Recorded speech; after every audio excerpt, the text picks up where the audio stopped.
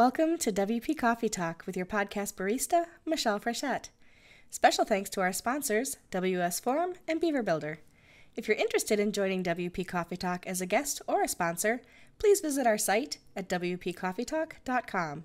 And now, on with the show. Welcome to WP Coffee Talk. I'm your podcast barista, Michelle Frechette, serving up the WordPress stories from around the world. And today my guest is Rytis Lauris, who is the CEO and co-founder of Omnisend. Welcome, Rytis. It's so good to have you here. Hey, Michelle. Thanks for inviting. Great to be here as well. It's my pleasure. So tell everybody a little bit about yourself and what you do. So I'm co-founder CEO of Omnisend, as you said. So Omnisend is a marketing automation platform that helps those who sell online, helps them to communicate with their existing customer base. So basically, if you own online store, if it's like standalone store, maybe you have a blog and you have some merch selling around that, etc.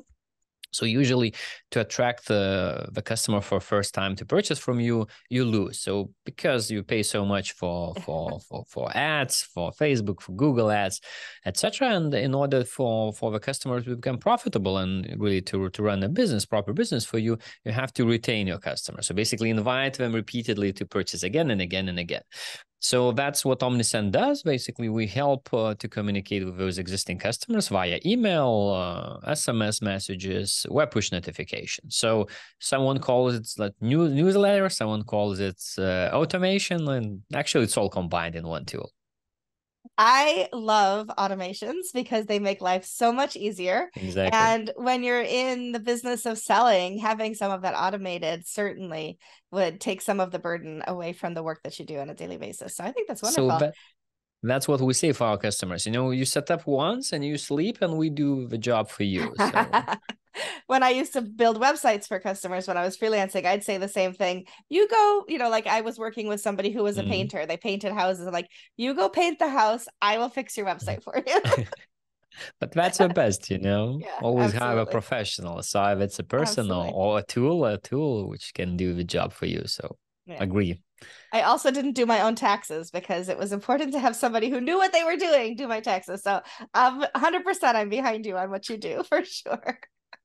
Well, show us what you're drinking out of today. I always ask people to show us your mug and what you're drinking. So today you've got a nice water bottle.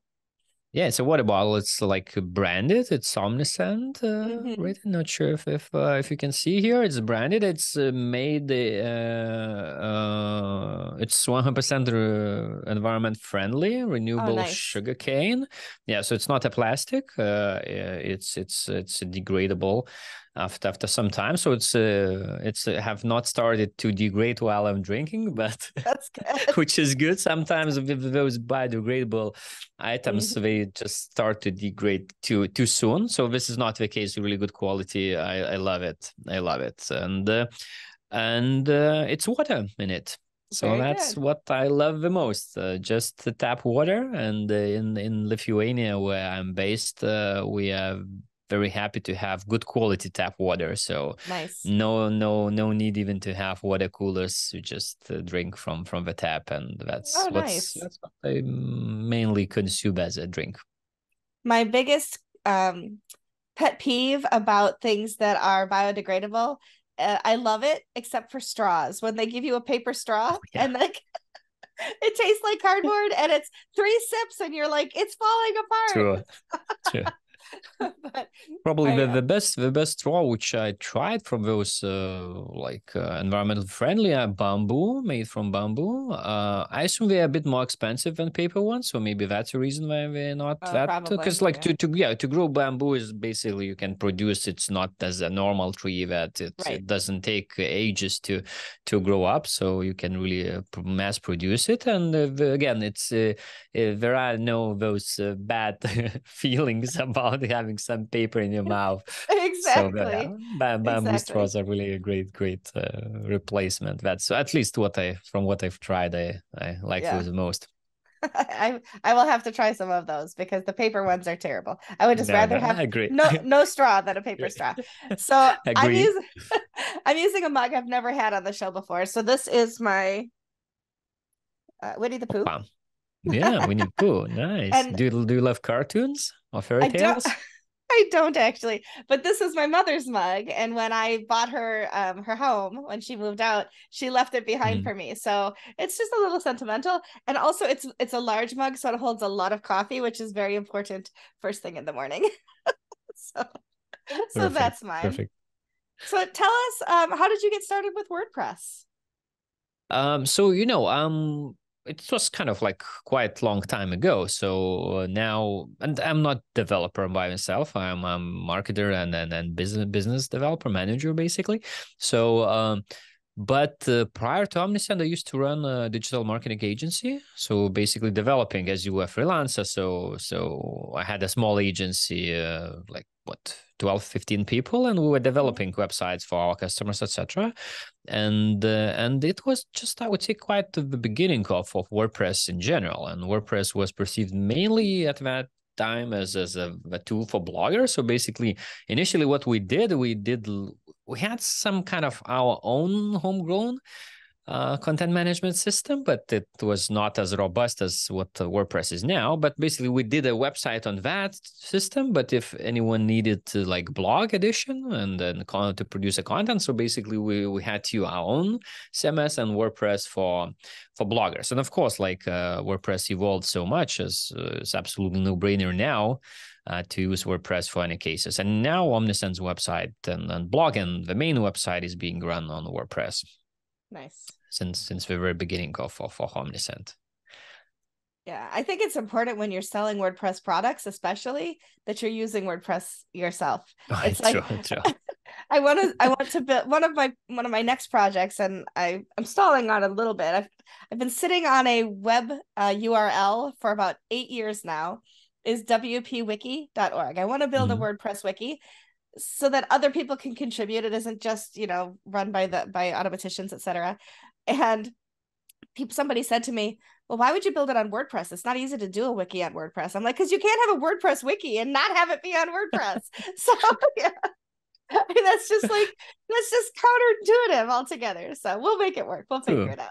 But it has to serve a purpose. So that's a very good example, and we have very similar situation in some cases as Omnisend is marketing automation, and basically we send emails, but we are built for those who sell online mainly. Yeah. And once we send our communication to some of our customers, we sometimes use ourselves, but sometimes not. Let's say we use Intercom, which is like the tool somewhere in between support and then communication with your Mm-hmm. existing customers platform. So yeah, so there are some questions. Come on, guys. So you do emails, but you use another tool to send the email. So why is it Yeah. so? Just because the tool is built for SaaS businesses as we are, and we are Right. built for online stores. So Yeah. and then the use case is a little bit different. So as in this case, if there is no WordPress wiki, so you have to use something else, and that's the only option, I would say. We'll figure it out for sure. But I could just see it coming under attack. Michelle did a WordPress site that's not on WordPress. So we'll see. It's still in the very early stages. Tell me when Looking you look. forward for it to be developed. I will share it with you once it is for sure. And it'll be open for everybody to contribute to because that's what a wiki Perfect. is. So yeah, you'll be able to Sure. add Omnisend to it, for example, which will be good.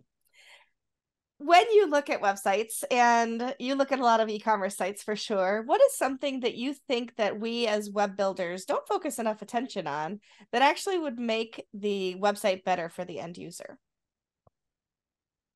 So in general, I would say still user experiences Mm-hmm. the most important, and of course, kind of like loading speeds, all the more technical things, but still, as like developers and owners of websites or online stores, yes, I look mainly at an online stores, but a lot of websites as well. So maybe Sure. just always to question yourself: is it kind of can you avoid extra click? Can you avoid extra page, etc.? So in the navigation, just each website has the main purpose. And each website has like one main purpose, I would say, and then 2, 3 secondary purposes. And basically, the entire structure of a website has to lead very organically any visitor into the purpose you have. Because all the websites they are businesses, even if it's not business, still maybe it's non-governmental organization, but still this organization has to have a purpose, and we do have a purpose. So either attract more volunteers, or maybe donations, or maybe whom to help with, etc. So identifying that one purpose, I think it's what would help really to think through the entire user interface and customer interactions and visitors interactions, etc. So I think it's just a question, maybe sometimes while building websites there are too much purposes, or maybe not named the purpose by itself at all. Yeah, so I need a website. Okay, just, yeah. So having a website is a kind of a good thing by itself, which I would not agree 100%. I think like having a website shall serve some purpose, which I always think one main is enough, and 2, 3 at most secondary is what naming before designing, before building, and then it's all the content comes, pictures, call to action buttons, etc. It all follows. So I think that is the most important, and sometimes I still miss in website, both owners and developers, this starting from the purpose of a website. Yeah, I agree. It could be very beautiful, but so hard to navigate. Exactly, or even to know what you're supposed to do when you get there. Like, oh, that's pretty, but what am I doing here? I don't know.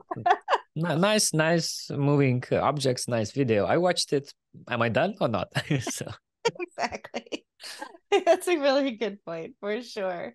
What is something that you wish you had known earlier in your WordPress journey that would have made life a lot easier had you known it earlier? So that's a good question. So maybe not about WordPress as a content management system, but maybe WordPress as an ecosystem, as it's a different, and again is for me as a CEO of Omnisend is really like understanding and navigating and WordPress. So it has this beauty of open source, and it's totally different to other ecosystems on which a lot of people build online stores. So to be honest, for a while I had this maybe assumption that those are very similar, just because you can launch your online store, etc. There are developers, there are agencies, freelancers who help end customers and users to build websites, either just basic websites or online stores, etc. But in general, like by origin, by mentality of the people who are within the ecosystem, within the WordPress ecosystem, is completely different in comparison to, let's say, other ecosystems that are here. And I like it. It's way more open. It's way more, I would say, willing to help, and less this cutthroat competition, and just more cooperative and more willing to help, I would say. So yeah, that's one of the things which I misperceived in the past. Yeah, I don't think you're alone in that. I think a lot of us come to realize the power of the community and the ecosystem after we've already started to really build something. And then like, wow, I wish I'd known this sooner. So yeah, you're definitely not alone in that, for sure. What are some of your favorite WordCamp or meetup talks or experiences? Maybe something that was a pivotal or inspirational moment for you. So in general, at WordCamps, I would say like Contributors Day. It's what I like a lot. So speeches are nice, like presentations are nice, and booths are nice, and then of course meeting people is always very, very nice. But like Contributors Day, and then you choose the topic you are interested, and then you can change topics. So I think it's kind of more open, and really you can find more about the ecosystem by itself, about the challenges where you can really contribute to that. And of course, as I'm more in like marketing and in business development, so I choose either marketing topics or events topics, organizing events, etc. So those topics. So probably kind of this is what I like the most about WordCamps, Contributors Day. And yeah, so some of those, of course, workshops are very, very practical, where you can help with translation just right on the spot. but yeah, those that I attend, I find them very, very useful. I was afraid to attend the contributor days for the longest time before I was really part of the community because I didn't know code and I wasn't a coder. And so I thought, if you're going to contribute to WordPress, it must all be about code. And then I remember going to my first contributor day, which was WordCamp US. Gosh, I don't remember what year it was, but it was in Nashville. And I was like, oh my gosh, this is fun. And you get all these great conversations with people, and like my stress level went from here, like boom, down to, and I had so much fun. And now whenever I can, I go and I attend a contributor day. And I used to do the marketing teams, but now I do the photos team and help people learn how to upload photos to the photo directory, which is a lot of fun. Perfect. So, nice. Yeah. So I completely, but yeah, that's I completely agree with that first thing that maybe not good. Yeah, I'm not a coder myself, and really maybe I'm new, so can I really contribute? But apparently, yes, you can. Yes, so absolutely. Which is a great part of Contributors Day. Yeah, and a great conversations around the tables too. So like it's just it's more than that. It's also getting to know people and having those networking experiences for sure. So tell us a little bit more about Omnisend and how long have you been around? What do you how do you help e-commerce provide solutions for them? Give us a little bit more in depth than your introduction earlier. Okay, for sure. So so we're getting close to 10 years in the market. So that was a spin-off from a digital marketing agency where we built on WordPress websites back in the days, and it took us like a few years to really understand how to create value for our customers, and then where the core value is, and around a couple of years. So we launched the MVP product.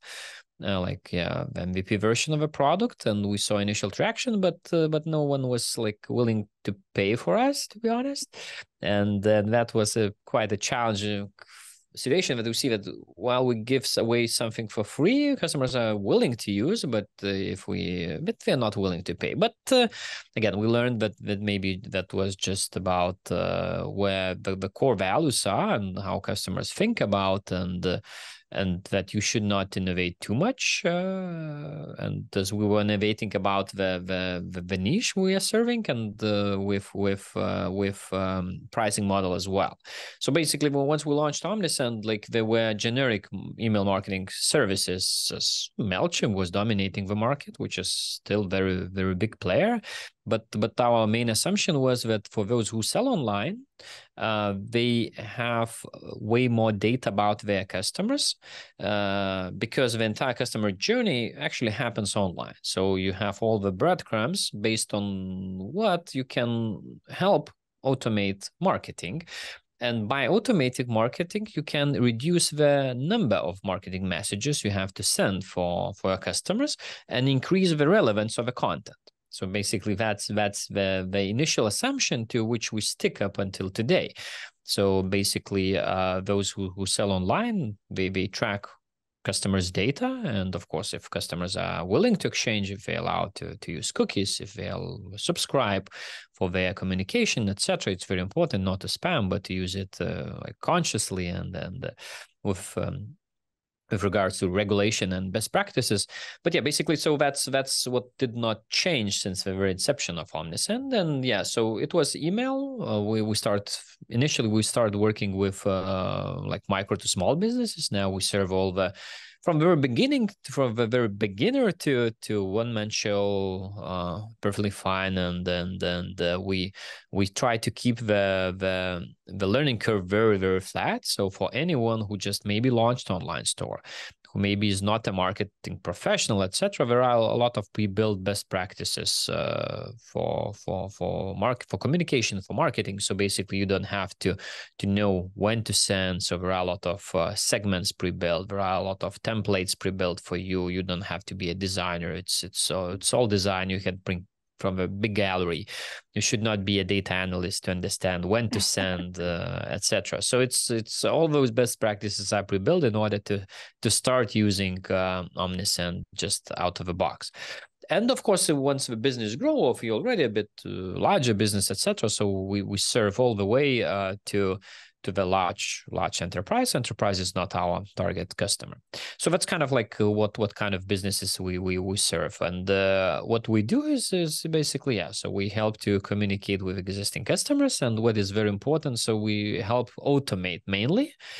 And what I really love seeing that more like market in general, our customers are automating. And let's say last year, we generated around 1/3 of revenue for our customers from automated messages, and they encountered only 2.6% of all the traffic of messages.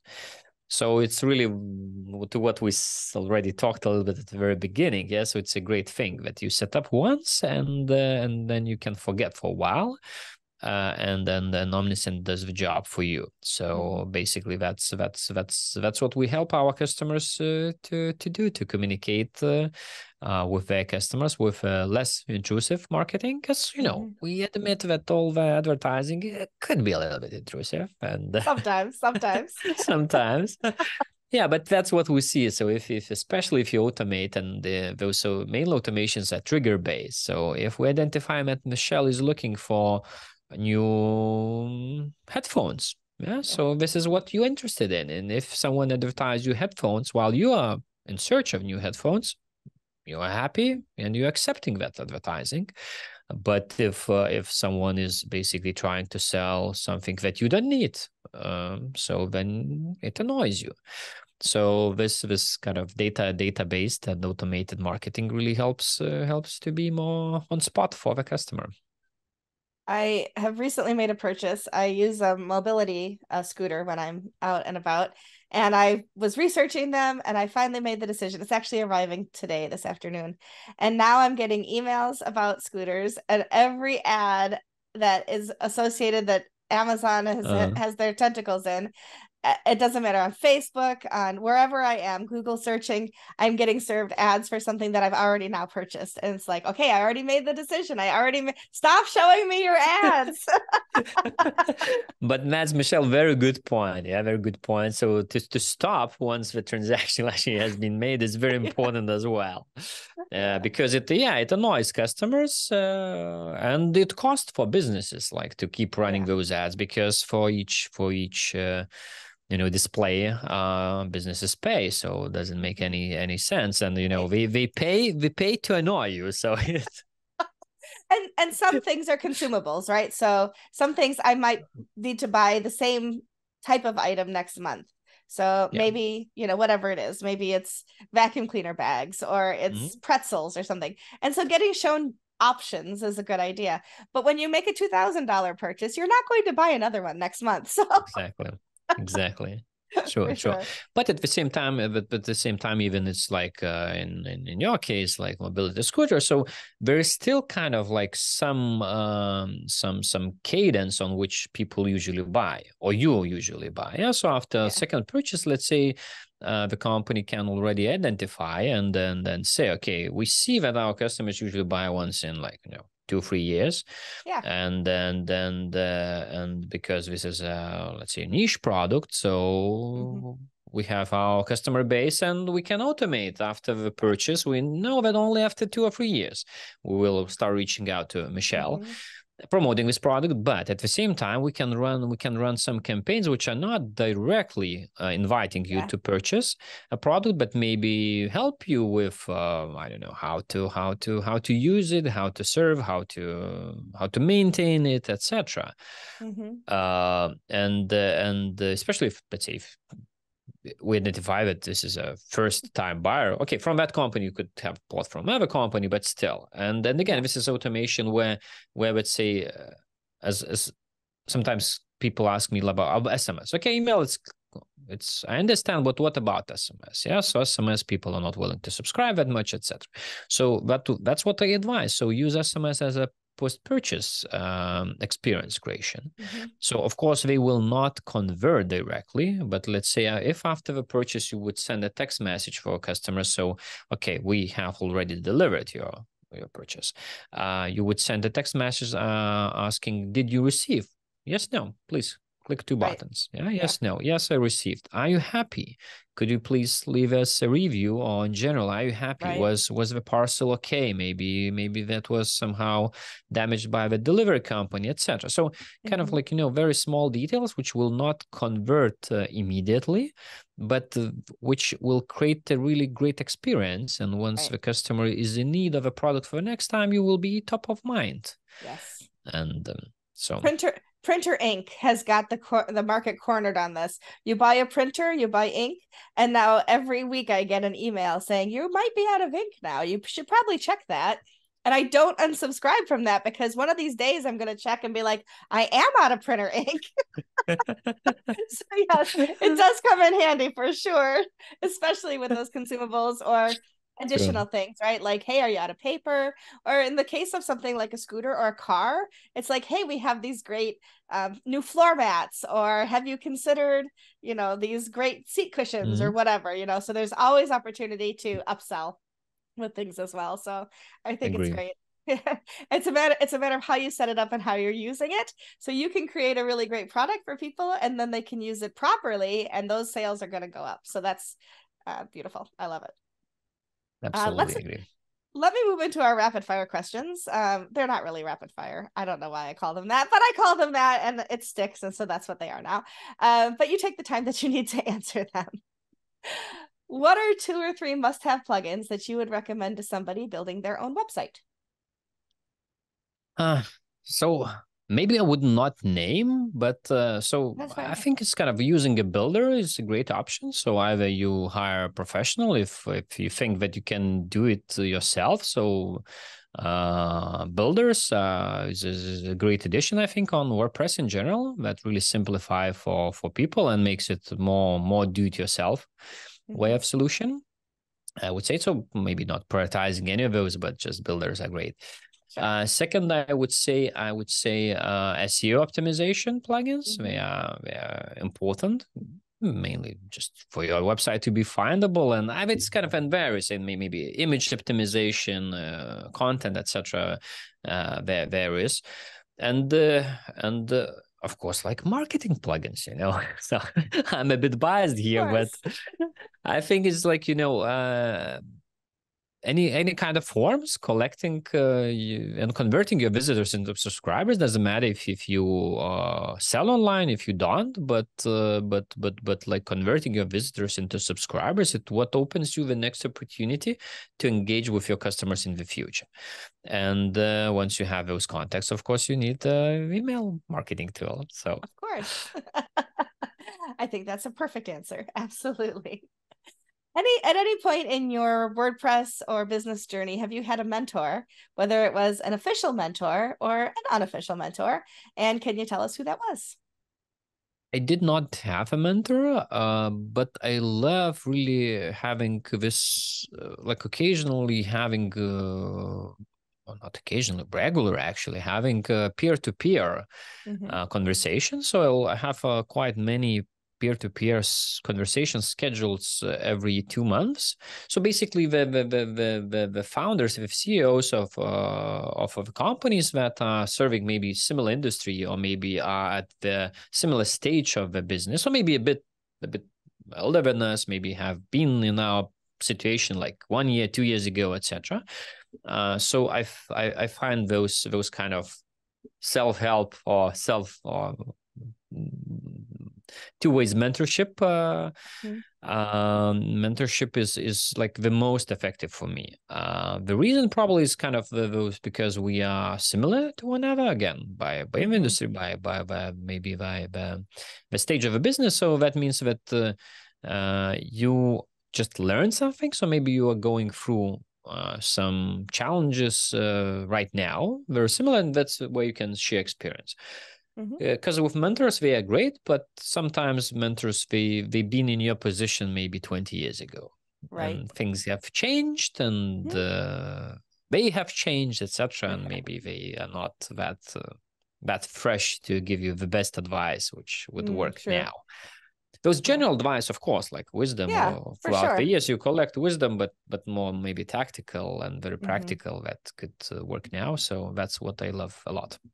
Nice. I have a mastermind group of women in WordPress that serves that purpose for me. So I understand that. And it's nice to have that collective conversation where people can build on it and say, oh, I thought of that too, or I did that, and have that, I guess, triangulation or whatever, if you will, to boost one another up. So yes, I think that's a great answer.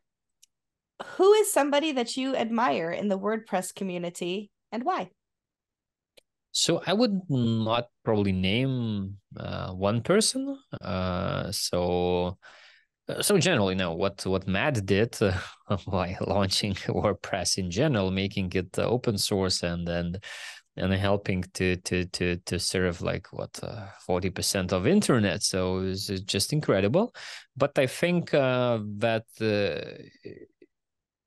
the true power is really community and a lot of people who do make their small inputs every day. So that would be my answer. So I admire a lot of developers, companies that work around, etc. And I think that all of them, they contribute to success of WordPress and success of those businesses that run on WordPress. Or those businesses that build, that serve WordPress customers. So I think that's the most important. It takes a village, right? Isn't that what they say? It takes everybody to pull it all together. Very good. What's something that you'd like to learn in WordPress, but that you haven't tackled yet?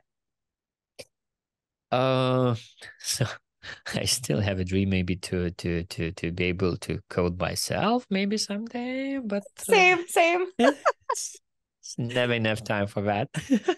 Because my friends always make jokes about me. Come on, you run like a IT company of like 200 people. I could not even write a line of code, and they say yes, but because I'm smart at hiring the right people to do that for me, right?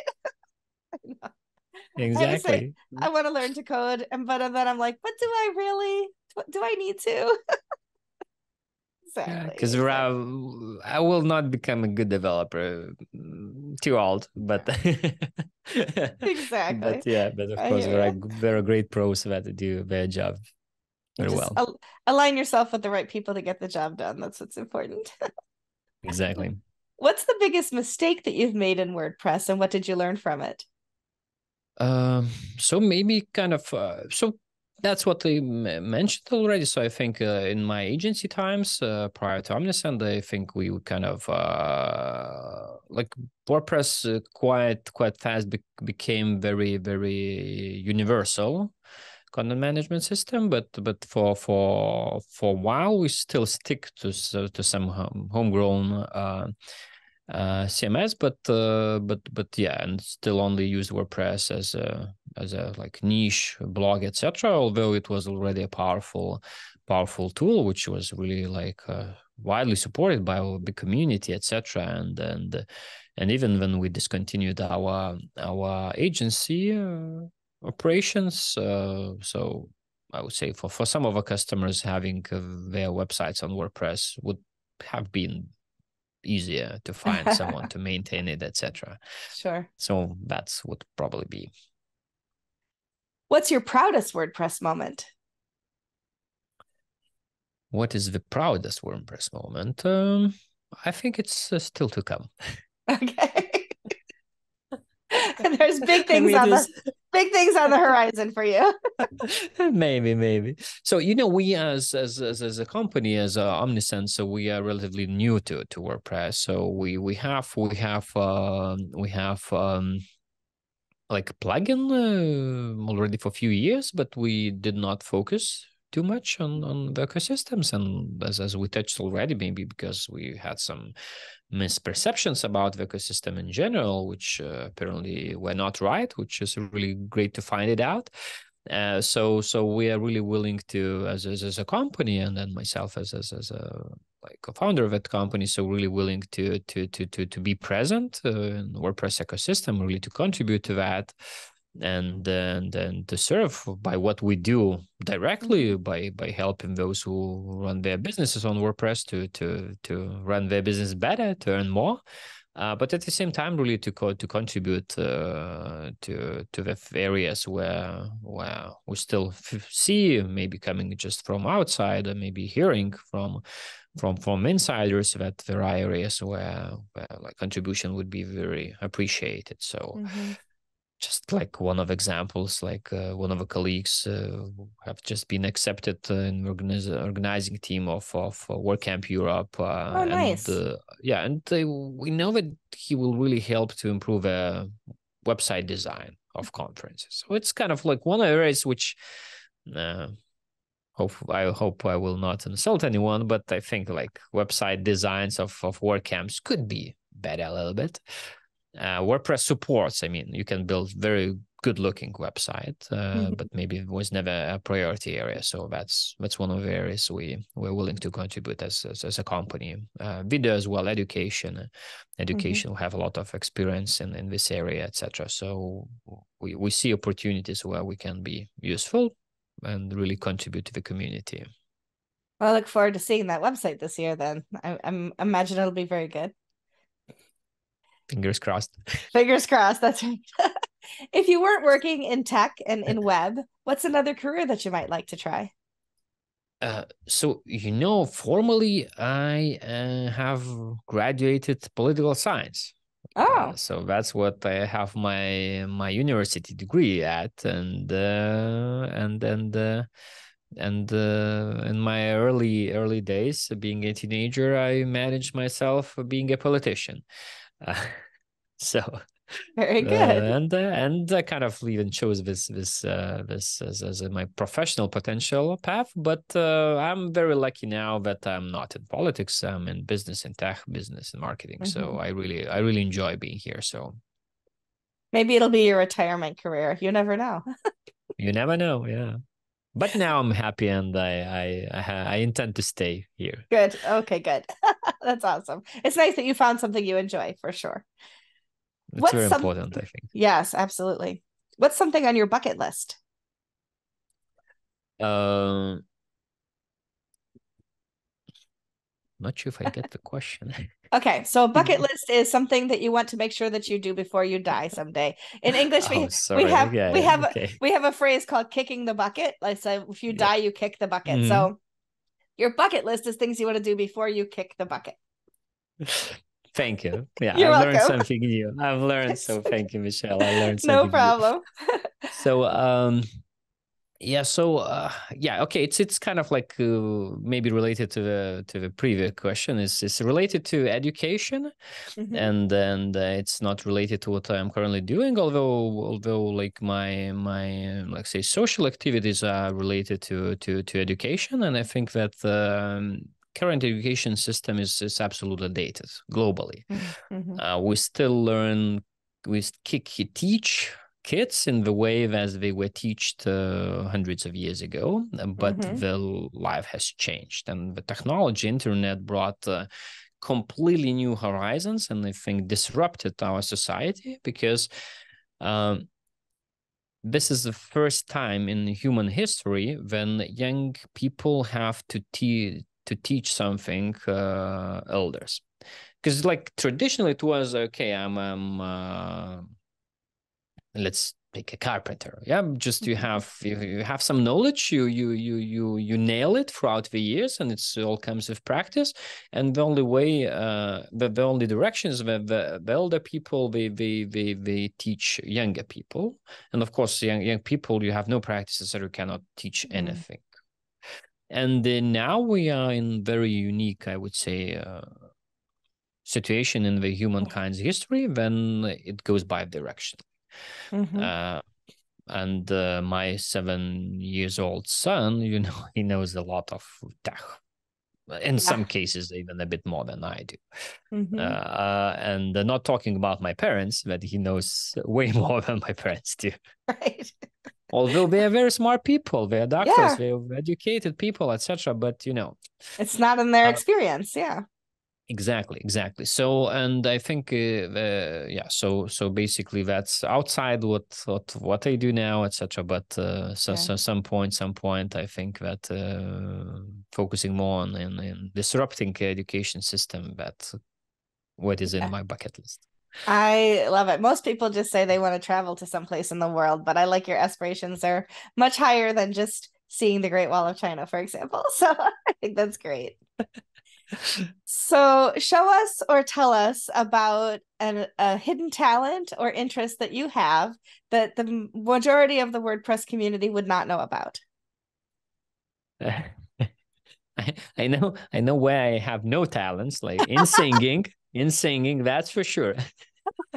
But I love dancing. So Oh, very maybe I cool. kind of, yeah. So I love dancing, and in general, and then I like spending time in, time to time I love partying, and sometimes I can be a serious person, but I really admire going out with friends, with colleagues, etc. Time to time, it's my way to reboot sometimes, and it really helps me to accumulate some new energy from people, etc. Oh, So that's good. that's probably, and then generally, yeah, and generally I love, like, as my hobby, I love reading books, including Okay. fiction. Okay. Yeah, not not too much into TV or movies, but love books. Oh, very good. I love that. Maybe I'll send you my book if you want. And you can read it. Perfect. Yeah, keen on You, reading it. you can let me know what you think of it. How do Looking people, forward. if people are interested in connecting with you, how would they do that? How do they find you online? So yeah, so myself, I prefer using LinkedIn. So this is my preferred social network, and I ditched X recently. I Okay. kind of disagree with I don't know, policy, Yeah. like what Musk made with this X, Twitter social network, and I think it Yeah. was like way better prior. Yeah, Facebook I use Messenger, but yeah, basically LinkedIn is LinkedIn. the most, yeah, LinkedIn, and of course Okay. old school good email, Rytis@omnisend.com. Perfect. And if they want to learn more about Omnisend, they just go to omnisend.com for sure.